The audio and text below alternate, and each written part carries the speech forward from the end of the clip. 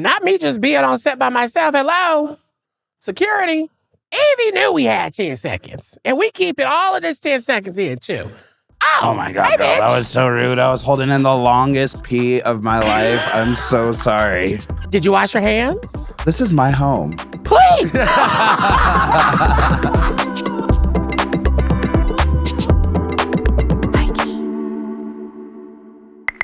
I went to this weekend, or was it this weekend or was it last week? What is today? Anyway, I went to go see a play. It was like a Black theater night at a play downtown, at a theater downtown, at the Amazon Theater, and I went to go see And Juliet. Wait, And Juliet? Yes, I went to go see it. Have you heard of it? No. Okay, so it's a musical. Explain. It's a Broadway musical, but of course, this is the touring company. And I knew a little bit about it. The reason why I went is because Juliet, it's like a spinoff of like a Romeo and Juliet, like what happens if Juliet never killed herself. Juliet is a Black girl in the play. Her name is Rachel Sim Webb. Oh, wait, I feel like we talked about this. Yes, and I'm very excited. I was like I was on a date actually. And I went and it was very cute. It was such a good time. And that show is just so queer in all the ways. I wasn't expecting that. And I also wasn't expecting that I knew so many Katy Perry and Pink songs because it's a jukebox musical and everything is is songs by Max Martin.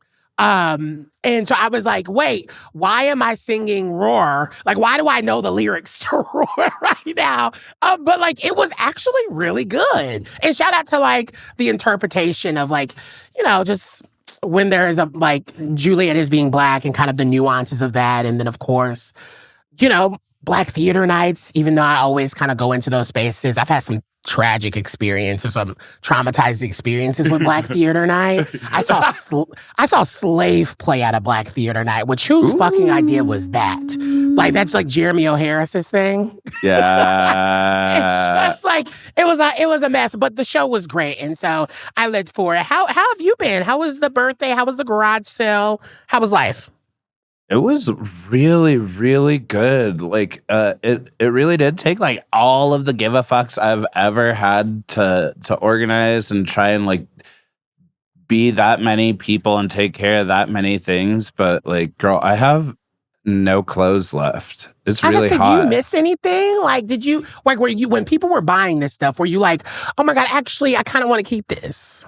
I mean, I miss everything, but that's why, the more I missed something, the more I realized that I was going to miss her, the higher the price was, bitch. Nicole Page Brooks showed up at like 1 or 2 in the afternoon with like an item that was off of my volunteer rack, which means that I was doubling the price since, somebody had already put in the sweat for me. Of course. So she grabbed my like really iconic, like really expensive fashion dress. Really? She I was just waking up, girl. Like I was just waking into the haze of the day and being like, okay, yeah, people are here, they're buying things. And then I turn around and she's like, how much for this? And so I just charged her a ludicrous price. And did she buy it? She actually bought it. Hell yes. Work. Especially because, girl, that shit is history. So that's what it feels like. It's really good to know that I am not just holding on to so much of myself and that I'm now challenged as an artist to find enough clothes to get dressed every day.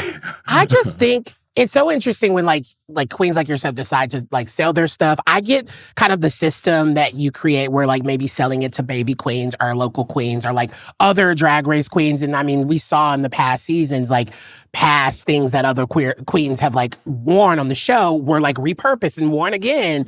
And I'm like, has anyone ever thought about the possibility of like maybe keeping your archives because there will probably be a drag race museum one day and you can get so much coin from that shit? I mean, bitch, I've thought about that. That's why I was charging super, super expensive prices for all of the things that I knew would have an impact on the culture. I think there was like one drag race outfit I give away from like All-Star 7, like my Spikes look where I was on crutches. I mean, I still have the crutches, but I gave her away because I was I was pissed. Yeah, that's real. That's real. That's actually really real. It's just, I'm happy you had a good time, and it seemed like you and Doug, y'all had your like own little. You had a lot of birthday things going on. It wasn't just that. It was crazy. We had a foursome too that lasted until like 4 a.m. I was like, okay, this was speaking of cake. So much energy. I'm so tired after all this, and then some of the people who had come to help us out stayed behind. So you had a foursome with your volunteers. Is there not an HR? I am the HR. I had them file out an entire consent sheet beforehand, stating that they were no longer being employed by me. That's oh,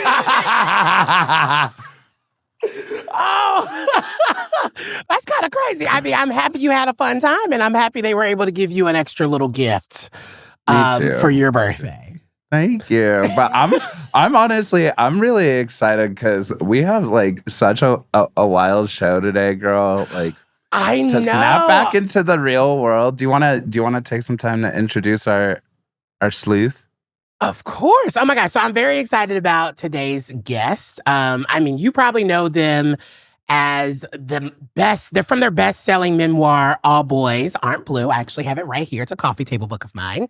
Or maybe you've heard them on their iHeartPodcasts, Fighting Words, which honestly makes them kind of like our podcast sibling when you're really thinking about it. But I love this person. They are literally so smart, absolutely genius. And like the list of things just goes on and on and on. But I'm happy that they're joining us for a little hang and a little key. So please welcome writer, activist, and all-around icon, George M. Johnson. Hi, George. Ding dong, welcome. Can y'all hear me? Okay. Yes. Yeah, we hear you. We see you. Y'all are a key. Thank you for letting me into your home. I don't know. You might need to clean it and maybe wash off things.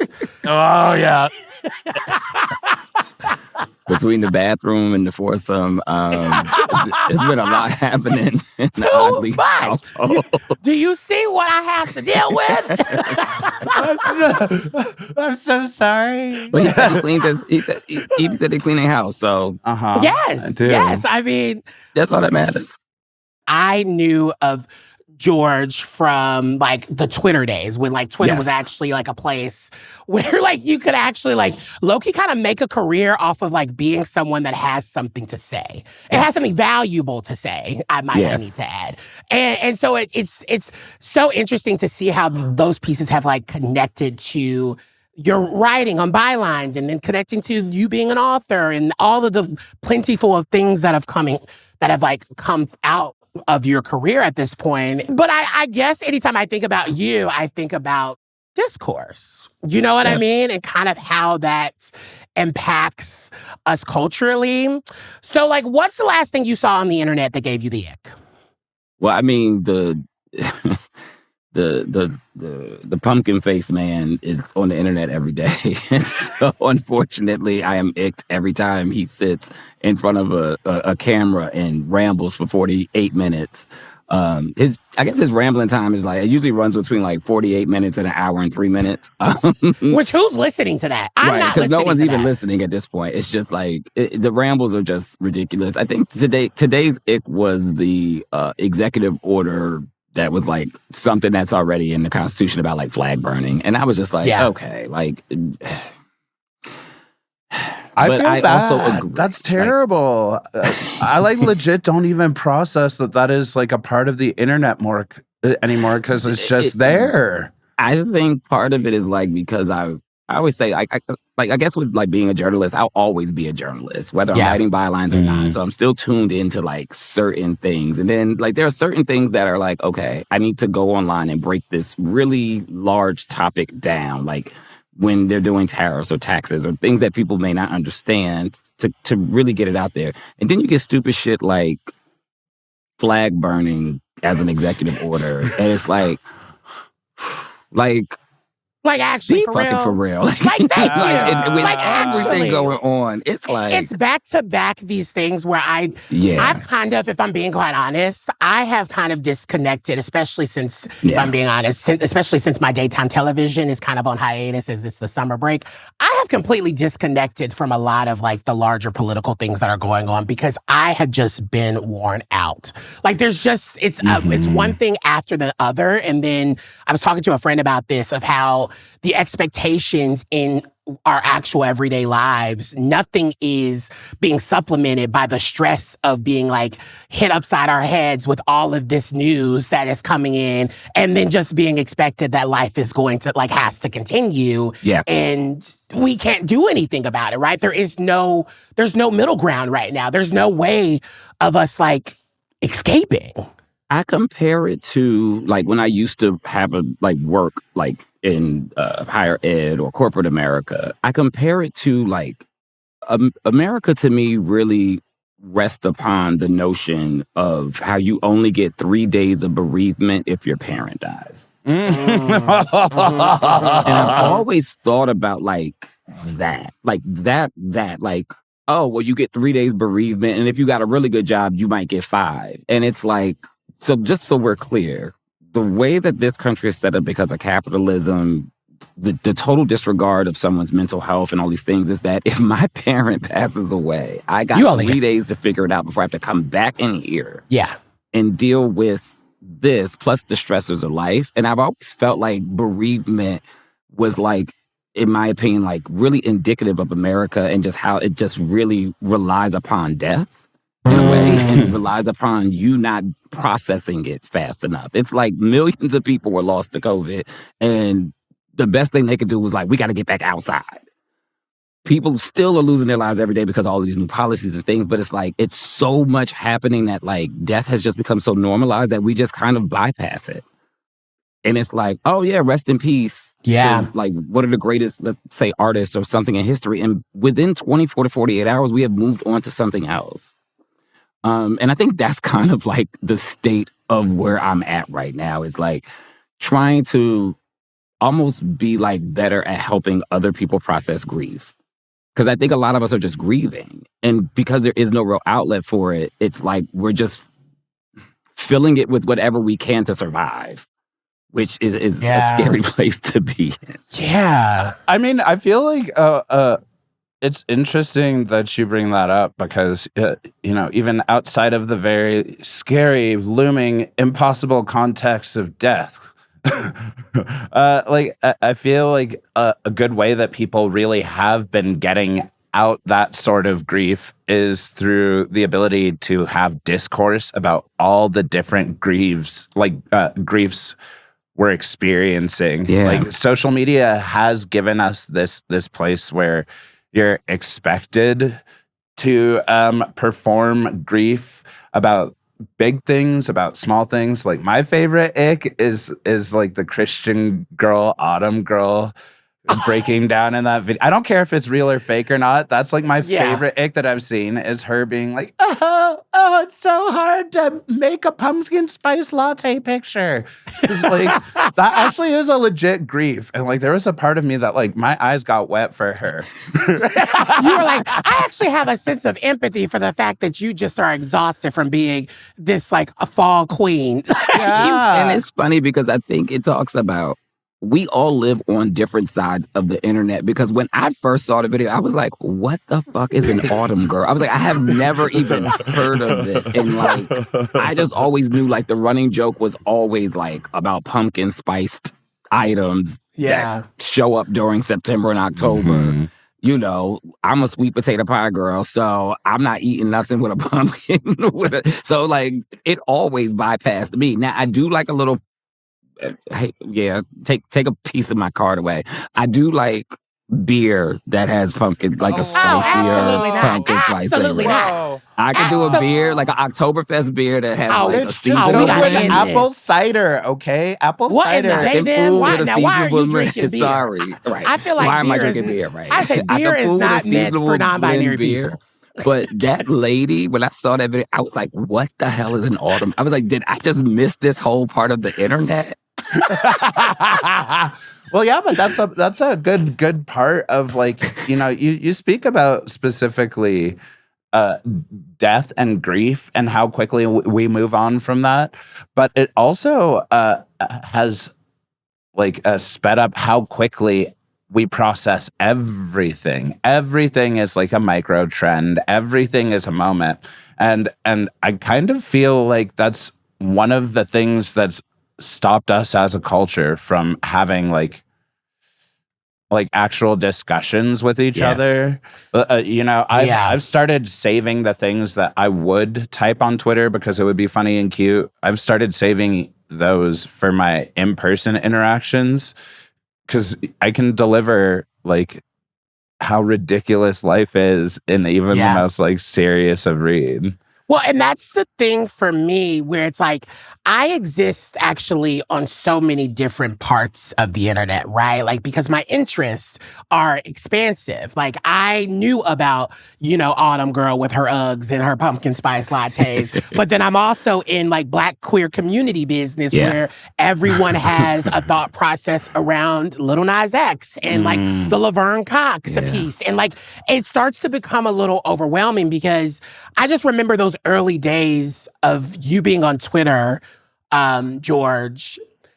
I've always wondered, I guess, what do you think made people pay attention to your voice so early on? What made people pay attention, I think, to my voice was some of us were the source of other people's commentary. Other people that you would listen to. Yeah. And I think that people then were coming to some of us as like root source. Like, well, where did this idea come from? Because I always say like most ideas, and I was just talking with Michael Street about this and Michael Roberson about this, how like it's always the smallest parts of queer community that create everything that goes out to the world. It reminds me of like The Devil Wears Prada, where she's like, yes, I picked this cerulean expensive belt so that you could go in a bucket and pick out that ugly blue-looking sweater. Yeah. But it started from a very small room with small people. And I feel like whether it's drag, whether it's ballroom, whether it's the kink community, like it's always from like the smallest pockets of community where the largest ideas go out. And so I feel that at some point people started to want more of like source, who's the source of this?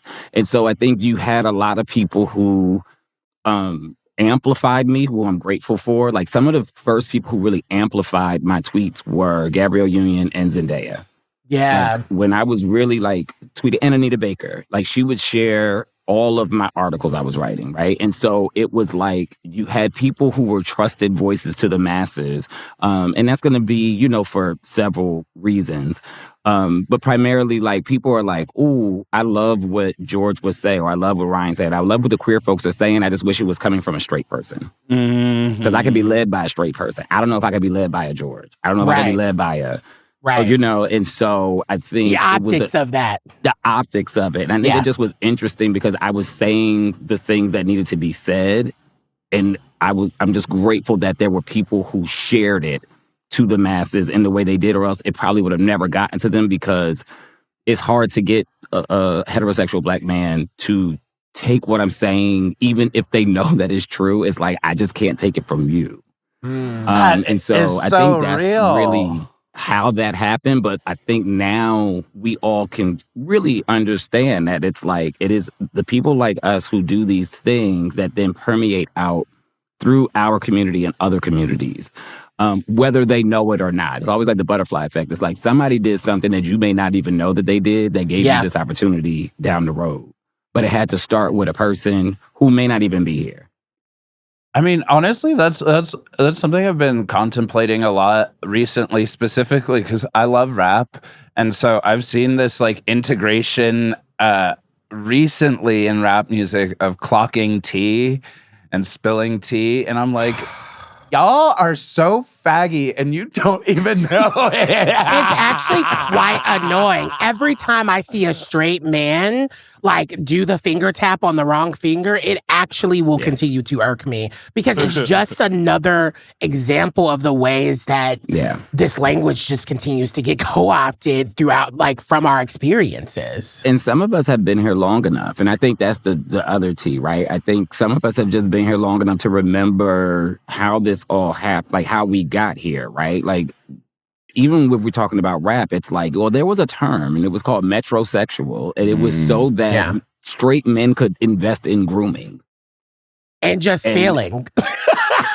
Like just emotional feeling. Straight men were the first groomers. Literally, right? Healing, being able to be emotional. Right. Like it was this whole trend and it was built around like once like Jay-Z, you know, stopped with the white tees and started with the business suits. And then Puffy comes out with whatever, Sean John as a brand. And like, but they were into grooming and they were into all of these different things that everybody was already like, wait, isn't that like queer if you do that? If you get a manicure and you're a straight man, isn't that? And then again, they created their own term. Bromance was another one of the terms that gave me ick because it was like, we don't have to create a new term for something that already exists. Yeah, or just simply liking someone. Hugging your friend. Like you can hug your friend. But it's like extra interesting, like for me specifically, hearing like clocking that tea or like spilling this tea and like an otherwise, in a culture that otherwise like just is dying to call me a faggot. Because of things like you know, not only all the drama that's happened with Lil Nas X, but also in my opinion, small things with Snoop Dogg being like, yeah, man, I can't even go to the movies anymore without seeing some gay shit on my screen. I'm terrified. And I'm like, yeah, but that's always been the case. I'm just glad people are saying it. But you was a certified pimp, so I'm just confused at how you missed that lesbians exist in all the years that you was running around as a certified pimp. That's what, like, and I think that's when I saw it, because I just happened to see it yesterday because I was traveling back, and I was like, this makes absolutely no sense, like, to come from a person like you whose whole career, your first album was called Doggy Style, so you must know something about sex and gender and identity and how sex works and who is having sex. So like to pretend now at your big age that like this is so offensive when you were public enemy #1 for white people for overt sexuality in your treatment of women, it's just insanity. I mean, I do feel bad for him because he probably has to deal with it in his work environment too. You know, when he goes onto The Voice to do his jazzy little songs out of pitch, he has to have a little faggot in his dressing room, like touching up his makeup, and it probably gets him so hard. No, fuck him. I'm sorry. I just want to say that because I think I am so sure that it is so hard to show up to work with Martha Stewart. Yeah, and I think it makes hearts. One, I'm assuming the child or whoever he was with that like was the impetus when they were watching that film and they saw this like queer animated character.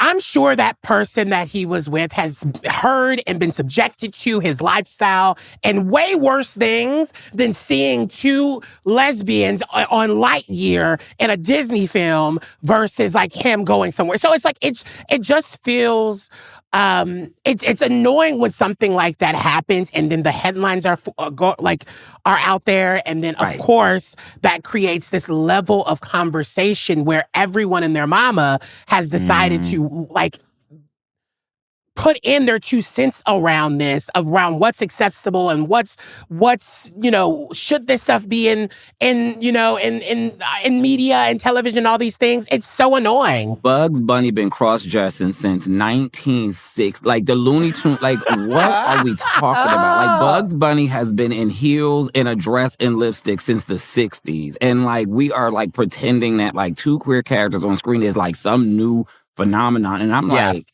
I'm sitting here like, yo, I wrote about the first time I heard about the word lesbian. I was watching Murphy Brown with my mother. So this had to be like 94 when I learned what a lesbian was. So in 2025 to be like Ellen came out on TV how many years ago? And we were pretending that 2 queer characters on a cartoon is this big an issue.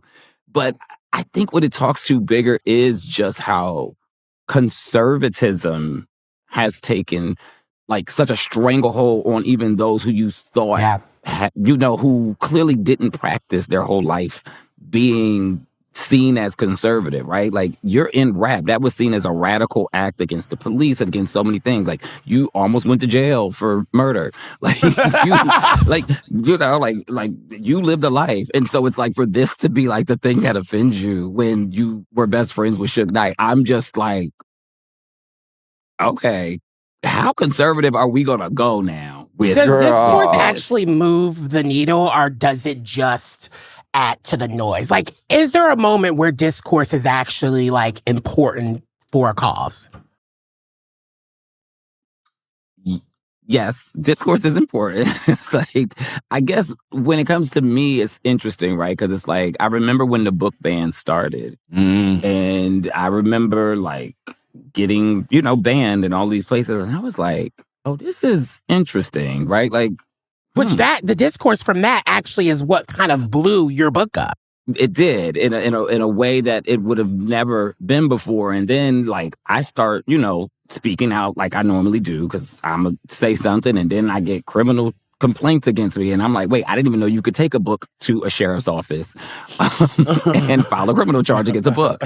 So we all are learning. Now we're all learning, so we're all learning U.S. civics in real time, because we're like, oh, you can actually take a book to a sheriff's office. Okay, so we're learning how the law works.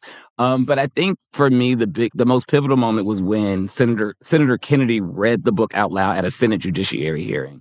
That's when I really realized, like, how Toni Morrison is always like, art is like the strongest thing that we have against fascism, like point blank and period. And she was like, you will notice it once they start to try and ban art, they start to try and demonize art.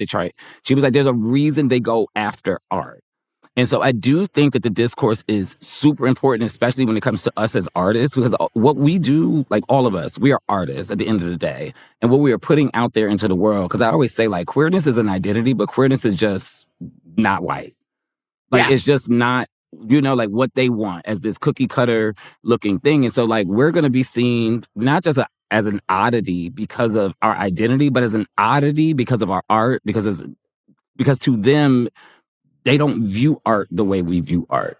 Also, your expression, just like, I think art itself is another word for expression, you know? And everybody, whether or not they want to identify as an artist, makes artistic choices when they get up in the morning and decide how to dress themselves, for the world, how to present. It's almost like, even when I'm on Twitter and like every now and then, one of the girlies will, pull out their meat, show their cheeks. And it's funny because, and it's like, great not times. like just a regular, one of the regular girls are just like, you know what, I'm going to put it out on Front Street. And I had to realize, like, why do we condemn nudity? Like, what is that shameful thing? What is that thing that makes me, even like, if I see like a friend post a nude, like, oh girl. And it's like, but why should that fear be there, right? Like, it's just so interesting, because at the end of the day, it's like, okay, it's just a naked body, right? Like, that's it at the end of the day. Now, I understand, because clearly the apps don't have enough controls over who's an adult, who's a child, who can view the stuff, who can't view the stuff. But I also grew up where pornography was on the internet, right? And so it's like, my book is literally getting condemned for being pornography. And I'm like, but they could just go to Google. Like, they could. You don't even have to go to Google. Like, girl, you'll get airdropped some shit because you have your phone on in class. On a train. Literally. And so it's just like, I'm even learning more about like the freedom of expression, right? And like how people have the right to express themselves, how they want to, express themselves. Like, and I understand like the controls and everything that may need to be in place for that, because again, these apps aren't the best when it comes to age verification. I mean, I kind of don't though. That's the sick part, is I don't even agree about this absurd idea of like trying to censor things based on whether or not children might have access to it, because you named it itself, that children have access to everything. We are raising a generation to work way more cohesively with technology than we have the idea of how to function in. Right. And we're being upset that kids at like 5 years old already know what a gender identity is. Like, give me a fucking break. They've seen enough porn and blood and murder and giggles and shark songs and whatever else the internet has decided to feed them in the 3 seconds. And I know that because I was on the early internet, which was crunchy as shit, and I still found porn.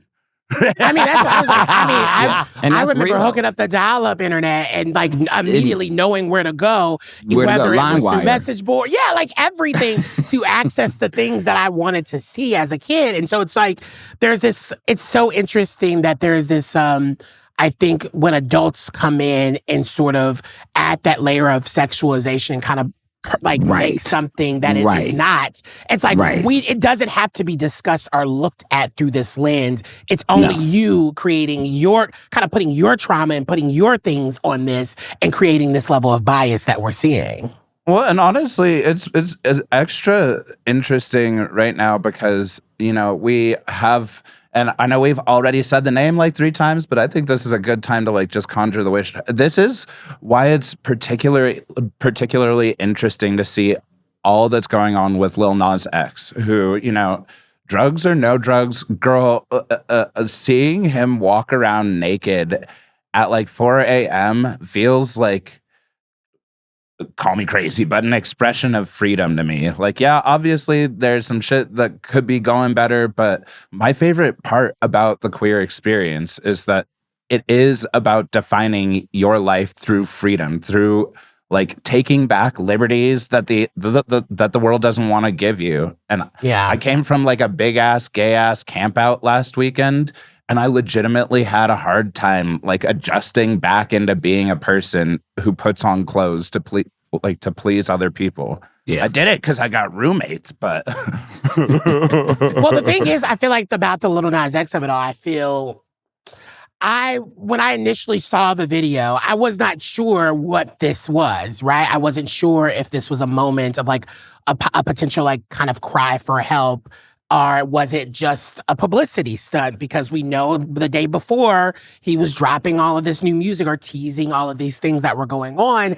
And so I actually, I didn't see any of the others. I just saw that, right? And then once you start to really like watch it, you then start to realize, well, yes, I want someone to be able to experience a level of like their queerness and their expression being a level of freedom. But then I start to wonder, I'm like, well, where is like community? Like, where's your community surrounding you that probably would have told you, yeah, we can go out to like, Black's Beach in San Diego and do our big nude one versus going out to North Hollywood down and like, walking the streets at 4 a.m. because the optics of that is you as a young Black queer person, that's just not the time to be doing that. And obviously we've seen how even if he does for sure does not deserve the levels of things that he's going through systemically right now that we're seeing, it's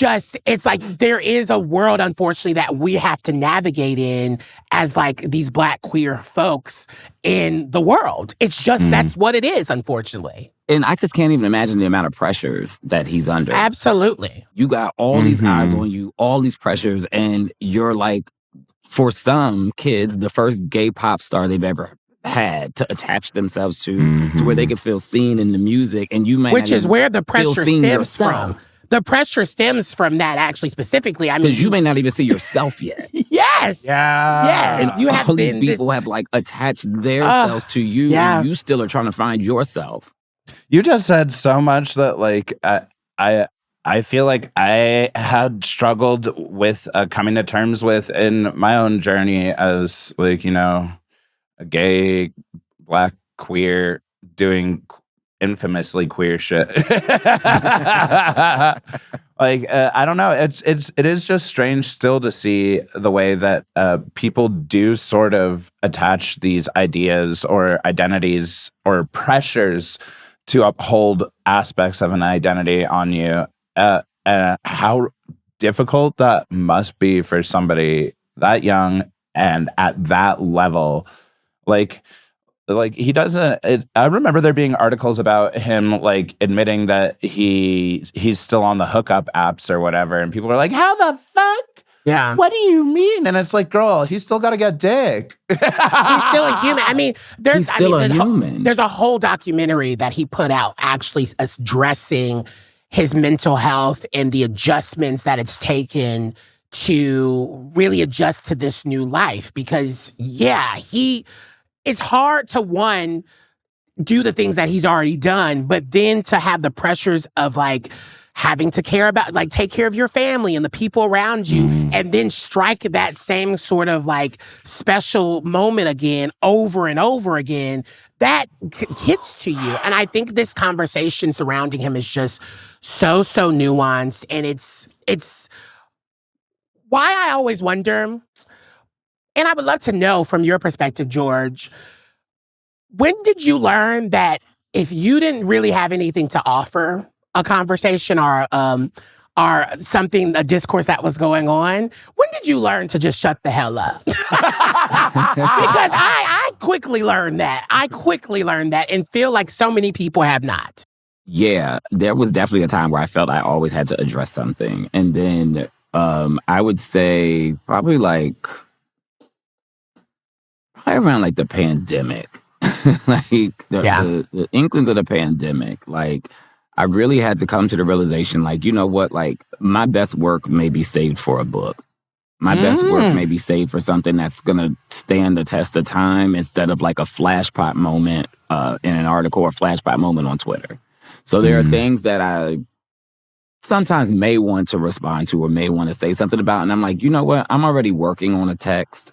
Let me find a way to put it in this text so I can long form it in a way that's more healthy for me, but more preserving of this moment in time for our community. Because it just feels like, especially nowadays, it's like responding to some of this is just like, is this helping?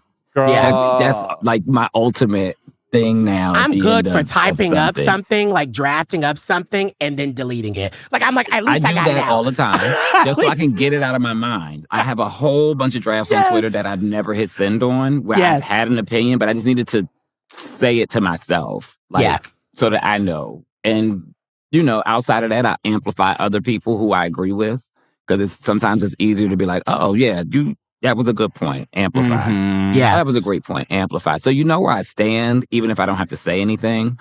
But I do think that because where some of us get when it comes to visibility, when it comes to some of those things that we're working on or we're doing, we do have to find like the time to be like, is this the moment I need to say something? Like, because there's going to be a moment where I need to say something.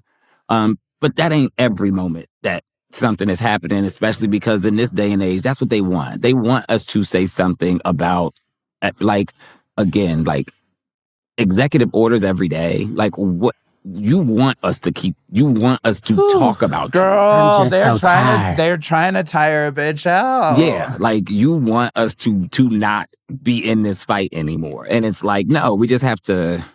Yeah. But is that why Fighting Words, your podcast, was actually very interesting to you? Because there's a quicker way, a more thought process way where you can control what you're putting out into the world. Exactly. And it's not a tweet, but...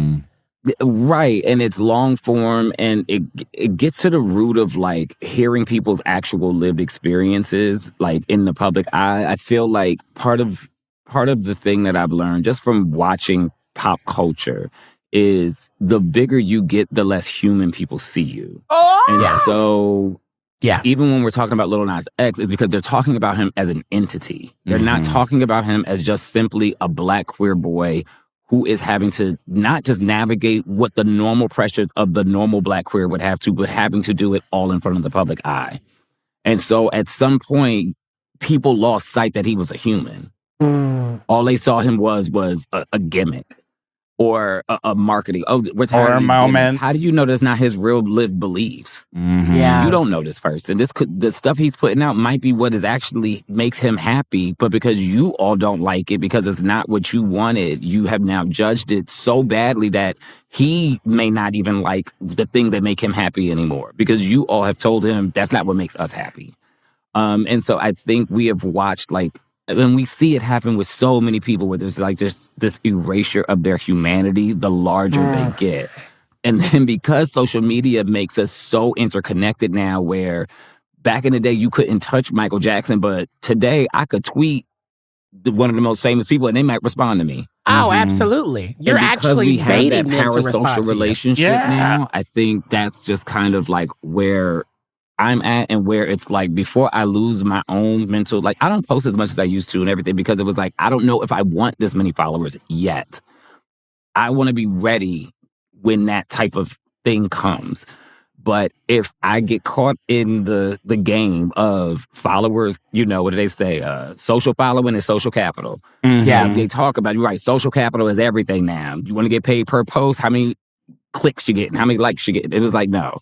I got to go back to my basics, be the strongest, best version of me so that when I do go into this world and I have all these followers, I'm very sure of self so that they can't determine who I am moving forward. George, will you do me a favor and just like speak all of my words for me in the future?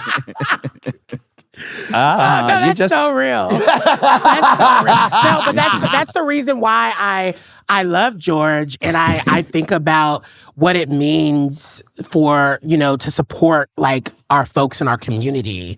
And I wonder, through your journey, especially all the ups and downs and all the fights that you have gone through, has community shown up for you in the ways that you've wanted? And how can we be better at supporting and showing up for not just you, but for each other in these moments? Yeah, I think we've done an okay job. I think part of the problem comes like when people don't connect the dots of like when oppression shows up at their front door. It's like, as long as it shows up at your door, then I might be okay without saying something about it showing up at your door. And I remember it was the Don't Say Gay bill for me in Florida that was like the litmus test for Black community. And I was like, if y'all allow this and y'all double down on some of y'all's own homophobia and transphobia, and queerphobia, is going to eventually get to you. And after they were able to get that Don't Say Gay bill passed and, you know, decimate, you know, rights of all these queer people, the next thing out of his mouth was slavery had benefits. And now y'all are all up in arms, but I'm like, again, they never just stop at one group. They were always coming for y'all. They were always coming for us next. And because y'all let them decimate the group that had less, let's say, power or capital or social than you did, because you allowed it to, now that they're at your doorstep, you looking to us to jump back in with y'all. And it's like, but how? When we knew that this was the pathway, right? And now you got Pumpkin Pie literally tweeting about slavery not being so bad, or I forgot how he worded it. It's like, it was however he worded chill. it in that True Foursomes. I mean, I had never seen so many like Republicans trying to clean that up the next day. Like, they actually were like, no, wait a minute, y'all, slavery was bad. Like, you had actual Republicans go on TV like, wait, slavery was definitely bad. and that wasn't the first like attack, like try to rewriting of it, like revisionist history for slavery. I mean, wasn't. You had the Biggest Loser girl, Jillian, Michaels, or whatever. Which, again, it started with her, and because it got allowed, he then says it, and then now they're all like, "Whoa, wait a minute, jump the shark a little bit on that one." Yeah. No, you didn't, because that is how some of y'all feel. But at the same time, we only get to that place when you allow other groups to be harmed first that you didn't speak up for. And so I think that's the part where I want for people to show up better. I remember when my mother and my two aunts went to the school board meeting and it went viral because they got my book kept on the shelf. The biggest surprise to me was everybody quote tweeting it saying like, wow, this is kind of like one of the first times we see like actual parents of a queer person supporting them publicly.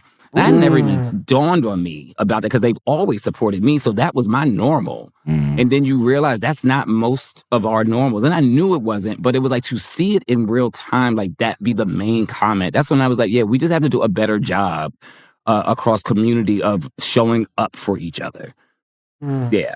Like, we can't just be like, well, y'all chose this, so we going to brunch. Like, I get the sentiment because we tired, but like, we still got work to do, and we just got to show up better for each other. And that's why I keep my dad on my payroll. Anytime business is low, I'm like, take your shirt off, bitch. my fans are thirsty. They need to see some good, sexy, supportive parenting. That is insane. That's what Snoop Dogg's afraid of, pimping out your parents. Right. And that's the real tea. And that the story underneath the story. That's the actual thing. George, we love to ask everyone that comes on this show, what are you high-key about? I have to just like lean in on like optimism at this point. Yes. Where we're at. But I think what I'm high-key about is if history does continue to repeat itself, then every 100 years or so, America goes through this particular type of period. So it's like, what was it? Like 1924, that was around the Great Depression and like Jim Crow and, all these, right? And we're kind of watching that play out for us, right? But 1824 was like the rise of chattel slavery. And then by 1863, you have the Emancipation Proclamation.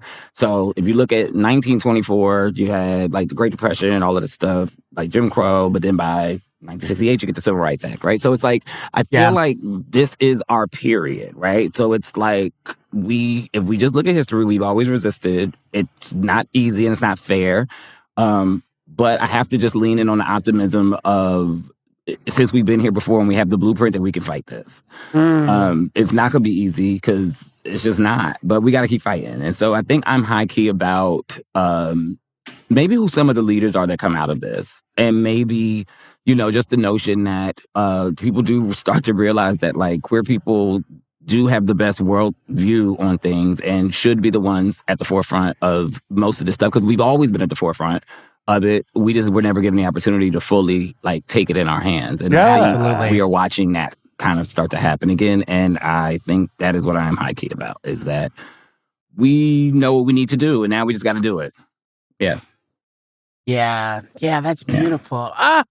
George, well, thank you for hanging out with us. Seriously, you are so smart.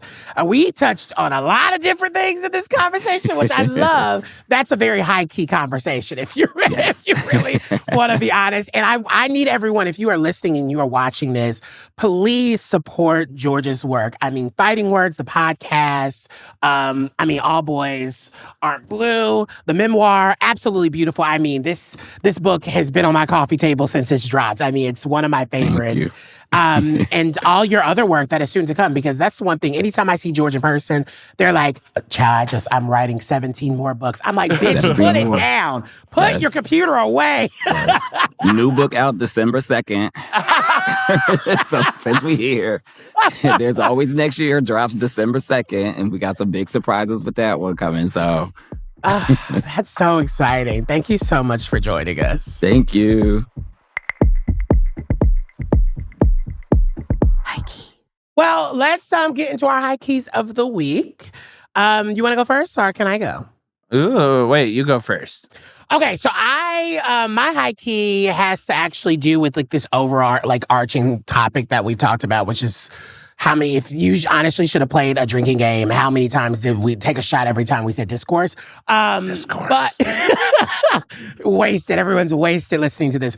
But actually, I really want to talk about how I was high-key obsessed with the truth about Jussie Smollett, the Netflix documentary that details everything that happened back in 2019 when, where now Jussie Smollett's like name is basically a verb and you say it and it's like, oh, that person's lying. Well, that documentary literally was so crazy because I don't really watch true crime docs. And I just decided to, of course, this is of some interest to me. I don't know how it's going to go. And then I was really interested when I saw Jussie was actually participating in the documentary himself. Like, he is detailing every single thing that actually happened that night. Same story, sticking to it. There's some reenactments, which was kind of deeply unserious. Like, there's an entertainment level to this documentary where I was like, are y'all for real right now? But also, like, I get what they're trying to do.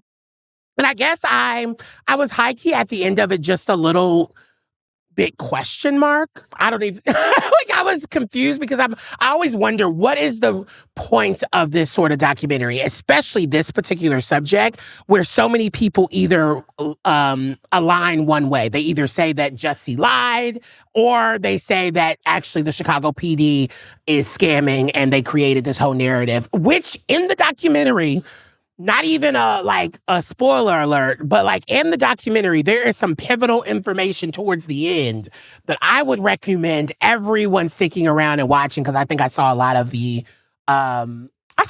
commentary around it being like, I stopped watching halfway through. Well, bitch, just like, Untucked, you only getting half the story if you do that. Like, and so it's some really interesting, juicy stuff that comes out of that, and really made me want to, I don't know, maybe have Jesse on the show for us to like just talk about like why he even decided to do that documentary, which I guess is because he feels like that's just going to clear it up, and that's the last thing he had to say. I mean, they even had the former chief of the Chicago Police Department. He was a part of it. That was actually a part of the entire thing. Like, everyone and their mama was a part of this thing that were part of it. Got to say their own piece and stuff. Absolutely. Even the brothers were a part of it, the ones that were a part of that whole thing. And so it's just really interesting. I don't know if it necessarily will make you...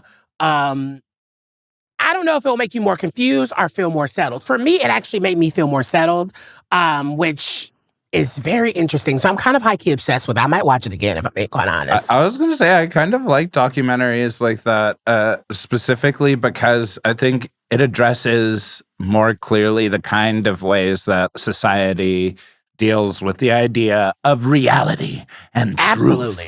Like, there's no such thing as one singular truth anymore. And I think to give the best perspective on anything that happened, you need to include all the different pieces of it, even if at the end it lets you, like, it leaves you saying like, oh, so nobody knows what the fuck is going on. Which is sort of the thing.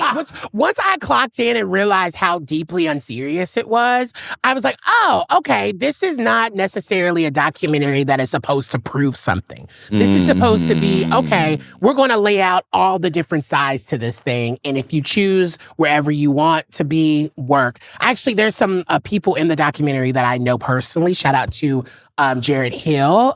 He is a podcaster and he was a commentator. He worked very closely to that film, I think, consulting on it, and he was a talking head. And I actually really wanted more of him to, because I feel like he would have brought in so much more of the nuance around being a Black queer person during 2019, right before 2020. All the things that were happening in culture around that time that actually informed how we reacted to the Jussie of it all.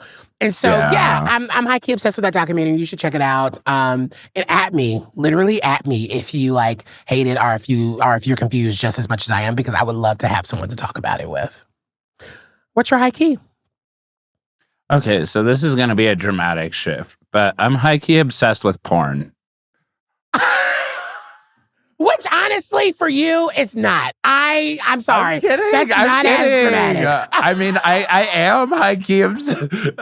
I probably am. I don't know. I haven't watched porn in like a week now, girl. I've been busy. Well, yeah, because, what do you need porn for when you're having foursomes, girl? I had the foursome because I haven't had any porn. I needed something to scratch a depraved itch. Okay. Well, doesn't sex give? And that's a whole other thing. Okay. Anyway, keep going. I got follow-ups. That's gonna be next episode. I got a lot of follow-ups. We're gonna talk about it. No. Right now I'm high-key obsessed with Alien Earths.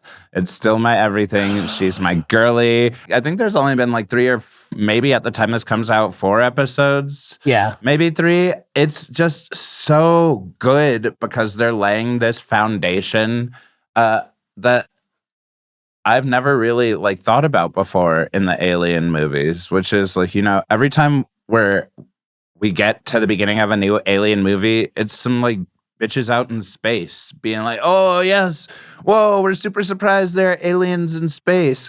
And it's kind of curious to see this new story about like what was happening back at Earth. And also, no spoilers, but to have more than one alien. Like, little kid me is so horny at all these weird other aliens included. So this is, because I saw this, actually, it's on Hulu, and I was going to click it, because I think the only Alien movie that I've seen was like the prequel one where the indigenous girl was she was kind of the one that was. Is that Alien? I don't know. I feel like that's Predator. That's like it's called Prey or something. Yeah, girl. They're not the same. I mean, Alien and Predators like touch tips once. They did like they were sisters. But okay,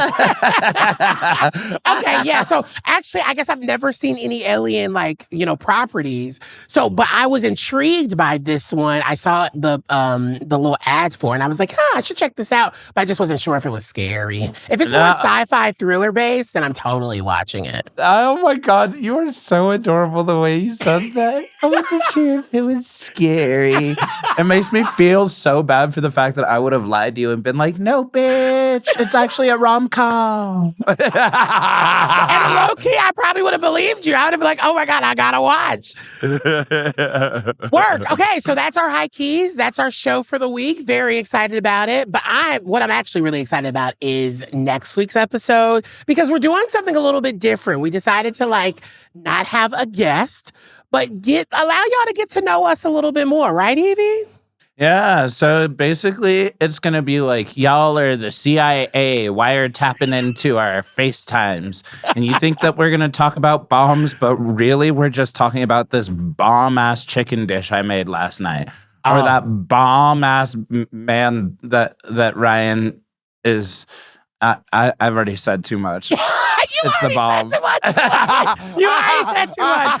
Yeah, if you are not watching our show, if you're just listening to it, I'm telling you, you're missing a great visual. But no, seriously, I'm very excited because Yvie and I have literally been like, we are in this process. We are getting to know each other every single moment. And we just have questions for each other, actually. And we just thought, why not make next week's episode all about us? So, I'm excited about it.